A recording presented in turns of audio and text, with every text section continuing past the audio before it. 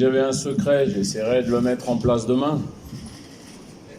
Mais chaque match contre la Côte d'Ivoire est un match plus que difficile.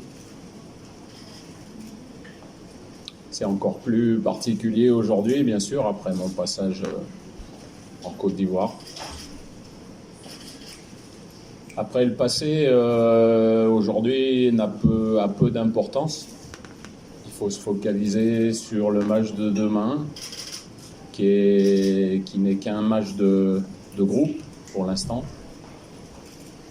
Et je pense que l'objectif des deux équipes, c'est d'aller beaucoup plus loin dans la compétition. Donc, se concentrer sur l'objectif et ne pas en dévier, c'est ça le plus important. Soyons prêts, les Ivoiriens seront prêts. Et on espère pouvoir se qualifier. Les deux équipes, c'est ce que je souhaite à la Côte d'Ivoire et c'est ce que je souhaite au Maroc également. C'est toujours un plaisir de travailler avec lui. C'est maintenant presque 3 ans et demi. On a vécu des choses magnifiques. Ça fait presque 10 ans moi, que je suis en sélection. Et il n'y a pas eu que des hauts. Et pendant 3 ans et demi qu'il a été là, il y a eu beaucoup de hauts. Et voilà, on ne peut que l'en remercier. Le football marocain peut le remercier, les journalistes, le peuple.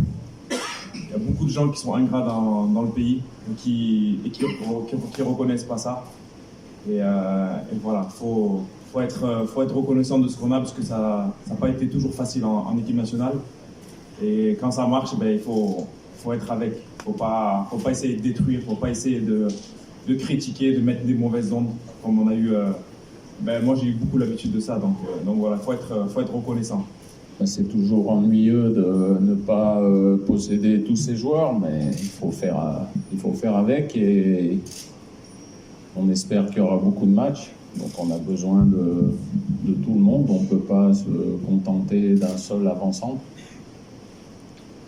Donc voilà, Youssef a démarré le match contre la Namibie et on verra qui démarrera en pointe contre la Côte d'Ivoire, mais un entraîneur ne peut pas dissocier les joueurs, quelle que soit leur qualité. Et il se doit de se focaliser sur le match et de préparer au mieux son équipe. Premièrement, pour moi, c'est la première fois qu'on gagne un match de CAN la première journée. Donc déjà, c'est un changement monumental parce qu'on a eu l'habitude de perdre, de faire un match nul. Mais cette fois-ci, on a gagné. C'était pas un match facile. Donc voilà, on est bien parti, mais on sait qu'il y a encore 2 matchs très difficiles contre la Côte d'Ivoire et contre l'Afrique du Sud. Et va falloir donner la même détermination. On n'a rien lâché le premier match jusqu'à les dernières minutes pour marquer ce but. On a vu que toutes les autres équipes aussi ont eu du mal à gagner ce premier match. Voilà, peut-être à cause de la chaleur, des conditions, mais voilà, on sait qu'en Afrique c'est très dur, le niveau est relevé.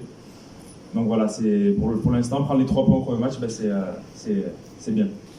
Après, pour la deuxième question, voilà, on se lève le matin, on a un programme, on se lève le matin, on fait tous le petit déjeuner ensemble. Après, on a des soins à faire.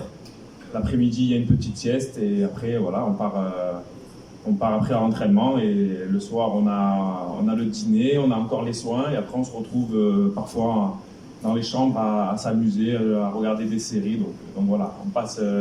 Il y en a qui jouent à la PlayStation aussi, vous inquiétez pas, il y a tout. Bonjour, Nabil Rouchron, Radio NFM. Coach, vous avez gagné 2 Coupes d'Afrique déjà avec la Zambie, avec la Côte d'Ivoire. Est-ce qu'aujourd'hui, vous avez le même pressentiment pour pouvoir peut-être remporter une 3e avec le Maroc? Merci.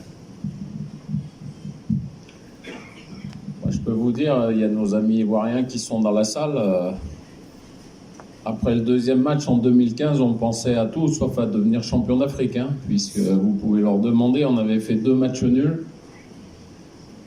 Et dans le scénario du 2e match, on est mené 1-0 par la Guinée et Gervinho se fait expulser. C'est-à-dire qu'on a fait match nul le premier match, on est mené 1-0 et on se retrouve à 10 dans le 2e match.